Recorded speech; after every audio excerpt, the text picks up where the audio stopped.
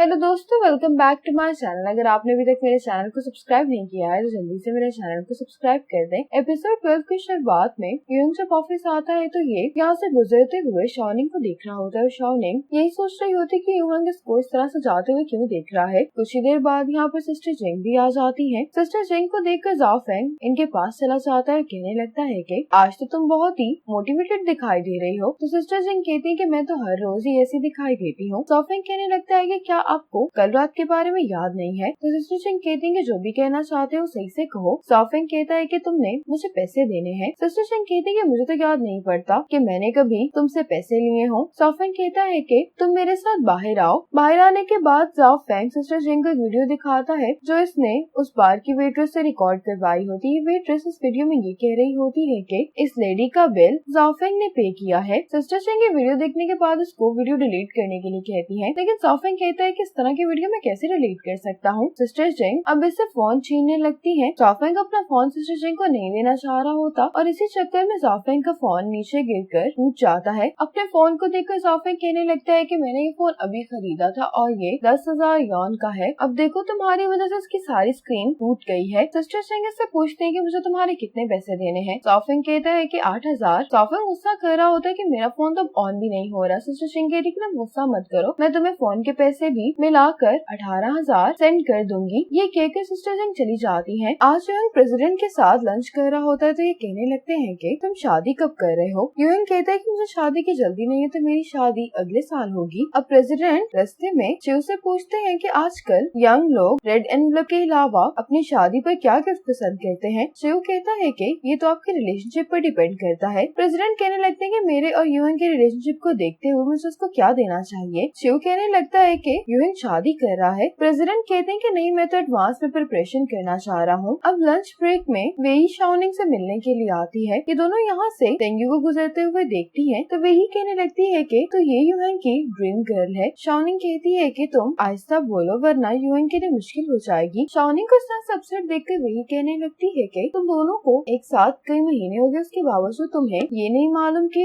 यूएंग क्या सोच रहा है। ये शाओनिंग से कहती है कि तुम्हें यूएंग से इस बारे में बात करनी चाहिए। शाओनिंग कहती है कि हमारा रिलेशनशिप सूटेबल होने की वजह से शुरू हुआ था, प्यार की वजह से नहीं। तो अब अचानक इस तरह के सवाल करना मुझे नहीं लगता कि सही है। और वैसे भी हर किसी को किसी न किसी पर क्रश हो सकता है, उसने कुछ भी गलत नहीं किया। वो ये कहती है कि मैं तुम्हें एक एडवाइस दूंगी, तुम्हें यूएंग के क्रश के बारे में नहीं सोचना चाहिए। तुम्हारी पोजीशन यूएंग के क्रश से ज्यादा बेहतर है, तो तुम्हें अपनी पोजीशन को स्ट्रॉन्ग करने की कोशिश करनी चाहिए। अब यूएंग घर पर आकर शाओनिंग को आवाज दे रहा होता है, लेकिन शाओनिंग हेडफोन्स लगाकर अपने एग्जाम की तैयारी कर रही होती है तो उसको यूएंग की आवाज नहीं आती। शाओनिंग का फोन टेबल पर पड़ा होता है। काफी देर से मैसेज आ रहे होते हैं। यूएंग की नजर पड़ती है तो मैसेजेस जाओ फेंग के दोस्त के होते हैं। अब जाओ फेंग का दोस्त कॉल भी कर रहा होता है। यूएंग ये कॉल काट देता है। जब दोबारा कॉल आती है तो यूएंग कॉल उठा लेता है। ये शाओनिंग से सॉरी कर रहा होता है कि लास्ट टाइम मैं आ नहीं सका था, क्या हम इस वीकेंड मिल सकते हैं। लास्ट टाइम तुम्हें मेरी वजह से परेशानी हुई थी तो मैं तुम्हें कम्पनसेट करना चाहता हूँ। यूएंग कहता है कि वो शॉवर ले रही है, वाकई में तुमने उसको ये कॉल करके परेशान किया है। ये कहकर यूएंग कॉल काट देता है। अब यूएंग शाओनिंग के पास आ जाता है। शाओनिंग यूएंग को देखकर कहने लगती है कि तुम कब वापस आए। यूएंग इसको कहने लगता है कि पेपर हल करते हुए तुम क्वेश्चन सुन रही हो,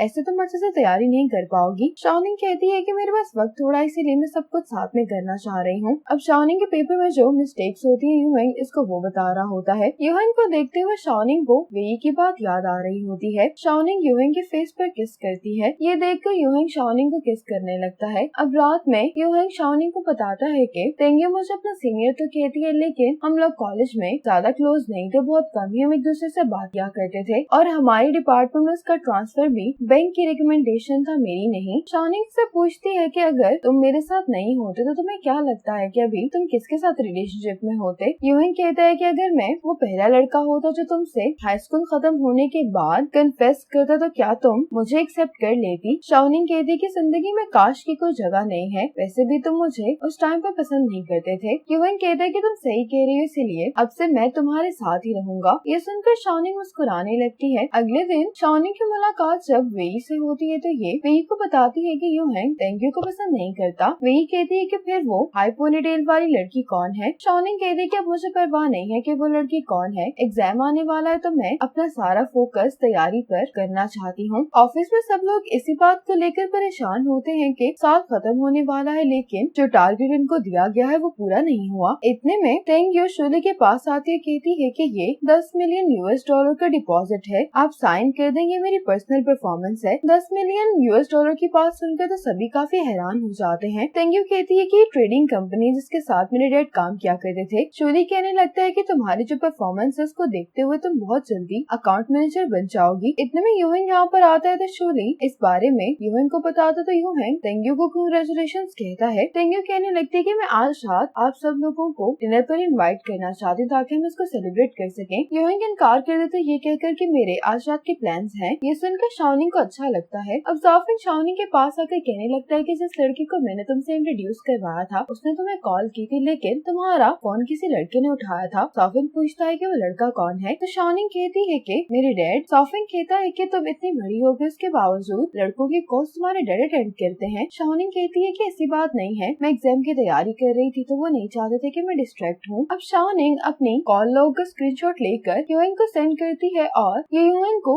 चाइल्डिश कह रही होती है। यूएंग कहता है कि काम के दौरान हम अपने बारे में बात नहीं कर सकते। अब घर पर यूएंग उस एरिया से सफाई किए जा रहा होता जहाँ पर शाओनिंग पढ़ रही होती है। शाओनिंग कहती है कि तुम ऐसा जानबूझकर कर रहे हो ना। यूएंग कहता है कि हाँ, तुम्हें अपनी लाइफ में बैलेंस रखना चाहिए, इतना काम करने के बाद थोड़ा रेस्ट भी करना चाहिए। शाओनिंग कहती है कि तुमने तो अपना काम खत्म कर लिया है, लेकिन मुझे अभी और पढ़ना है। यूएंग इसकी बुक्स नहीं दे रहा होता तो शाओनिंग यूएंग से अपनी बुक्स छीनने लगती है। यूएंग शाओनिंग को इस तरह से देखकर कहता है कि तुम गुस्सा मत करो, मैं तो बस ये कह रहा था कि तुम्हें आराम करना चाहिए। शाओनिंग कहती है कि मैं गुस्सा नहीं हूँ। शाओनिंग कहती है कि तुम्हारी मॉम नेक्स्ट वीक घर पर आने वाली है, तो बाद में मुझे पढ़ाई करने का वक्त नहीं मिलेगा, इसीलिए मैं पहले तैयारी कर रही हूँ। यूएंग कहता है कि तुम फिक्र नहीं करो, मॉम की टेक केयर मैं कर दूंगा। शाओनिंग कहती है कि नहीं, मैं भी तुम्हारे साथ मॉम की टेक केयर करना चाहती हूँ। अब यूएंग स्टडी में बेड को असेंबल कर रहा होता है। शाओनिंग कहती है कि मैं इसमें तो तुम्हारी मदद नहीं कर सकती, तो मैं यहाँ की चीजें ही सही कर देती हूँ। शाओनिंग जब टेबल से सामान उठा रही होती है तो ये जब ड्रॉर खोलती है तो इसमें अपनी यूएंग की तस्वीर देखती है। यहाँ पर शाओनिंग एक रिंग भी देखती है। यूएंग का फेस दूसरी साइड पर होता है तो शाओनिंग ये रिंग पहनकर देखने लगती है और शाओनिंग कहती है कि ये तो मेरा ही साइज है। आज यूएंग और शाओनिंग मॉम को हॉस्पिटल से लेने के लिए आए होते, लेकिन मॉम इनके घर पर रहना नहीं चाह रही होती। ये देखकर शाओनिंग कहने लगती है कि मॉम, क्या आप हमारे साथ नहीं रहना चाहती? मॉम कहती है कि तुम दोनों ही बहुत बिजी, मैं तुम लोगों को अपनी वजह से परेशान नहीं करना चाह रही। शाओनिंग कहने लगती है कि आपका बेटा कब से इंतजार कर रहा है कि आप कब डिस्चार्ज होकर घर वापस जाएंगी, इसलिए बस हम घर वापस जा रहे हैं। अब मॉम घर पर आ गई होती है तो शाओनिंग मॉम के लिए कुछ पकाना चाह रही होती, लेकिन मछली को देखकर ये अपना इरादा बदल लेती है और यूएंग से कहती है कि तुम खड़े देख क्यों रहे हो, आकर मेरी मदद करो। यूएंग कहते है कि तुमने तो कहा था कि तुम खुद करना चाहती हो। शाओनिंग कहती है कि रेसिपी में फिश को साफ करने का तरीका तो नहीं लिखा हुआ था ना। यूएंग इसकी मदद करने के लिए आशा था, कहता है कि हाँ, ये काम तो असिस्टेंट शेफ का है। अब शाओनिंग फिश पकाने के लिए तैयार होती है। यूएंग इसको कहता है कि क्या तुम वाकई में श्योर हो? शाओनिंग कहती है कि हाँ। ये फिश देखकर साइड पर चला जाता है। शाओनिंग जैसे ही मछली को पैन में डालती है तो ये मदद के लिए चिल्लाना शुरू कर देती है। आज डिनर पर शाओनिंग के पेरेंट्स भी आए होते हैं। शाओनिंग अपने पेरेंट्स से कहती है कि अगर मुझे मालूम होता कि आप लोग इतना सब कुछ लेकर आने वाले हैं तो मैं मछली पकाने की नाकाम कोशिश भी नहीं करती। यूएंग की मॉम कहने लगती है कि शाओनिंग सारा दिन काम में बिजी रहती है तो इसको कुकिंग करने की जरूरत नहीं है, घर पर आकर इसको सिर्फ आराम करना चाहिए। अब मॉम जब अपनी मेडिसिन लेने के बाद सोने के लिए लेट जाते थे, शाओनिंग कहती है कि क्यों ना मैं आपके साथ सो जाऊं, अगर आपको रात में कुछ चाहिए होगा तो मैं आपकी मदद कर सकूंगी। मॉम कहती है कि इसकी जरूरत नहीं है। यूएंग भी कहता है कि मॉम को अकेले सोने की आदत है। अब ये दोनों रूम में आकर बेड को देख रहे होते हैं तो यूएंग कहते हैं कि क्यों ना मैं सोफे पर सो जाऊं। शाओनिंग कहती है कि ऐसे तो तुम्हारी मॉम को लगेगा कि हम दोनों के दरमियान झगड़ा हुआ है। शाओनिंग कहती है कि वैसे भी बेड काफी बड़ा है तो हम दोनों अपनी अपनी साइड पर सो सकते हैं। यूएंग इसकी बात मान जाता है। शाओनिंग उसको कहती है कि तुम सोने के लिए लेट जाओ, मुझे अभी पढ़ना है। ये कहकर शाओनिंग पढ़ने के लिए बैठ जाती है। अगली सुबह शाओनिंग जब रूम से बाहर आती है तो मॉम और यूएंग पहले ही जाग चुके होते हैं। शाओनिंग यूएंग के पास आकर कहने लगती है कि तुमने मुझे क्यों नहीं जगाया? मॉम मुझे देखकर ये समझेंगे कि मैं आलसी हूँ। यूएंग कहता है कि हम सब फैमिली है तो इस बारे में तुम्हें परेशान होने की जरूरत नहीं है। यूएंग इसको कहता है कि मैंने तुम्हारे लिए कॉफी बनाई है। शाओनिंग कहती है कि कल से मैं अपना ब्रेकफास्ट खुद बनाऊंगी। यूएंग कहता है कि तुम कल रात 2 बजे तक पढ़ती रही हो तो फिर तुम ब्रेकफास्ट बनाने के लिए इतनी जल्दी कैसे उठ सकती हो? मॉम भी शाओनिंग से यही कहने लगती है कि तुम सिर्फ अपनी एग्जाम की तैयारी करो और तुम मुझे पेशेंट मत समझो, मैं बिल्कुल ठीक हूँ। शाओनिंग को यूएंग की मॉम की ये बात समझ में आ जाती है। आज ऑफिस में यूएंग लीशियांग से बात कर रहा होता है। इतने में शाओनिंग एग्जाम की तैयारी करते हुए खांसने लगती है। ये देखकर सॉफिंग से पूछता है कि क्या तुम्हें जुकाम हो गया है? शाओनिंग कहती है कि हाँ, थोड़ी सी मेरी तबीयत खराब है। सॉफिंग कहते हैं कि मैं तुम्हारे लिए भी मेडिसिन लेकर आता हूँ। शाओनिंग कहती है कि इसकी जरूरत नहीं है। यूएंग भी यहीं पर होता है तो ये ये शाओनिंग से पूछता है कि क्या तुम ठीक हो।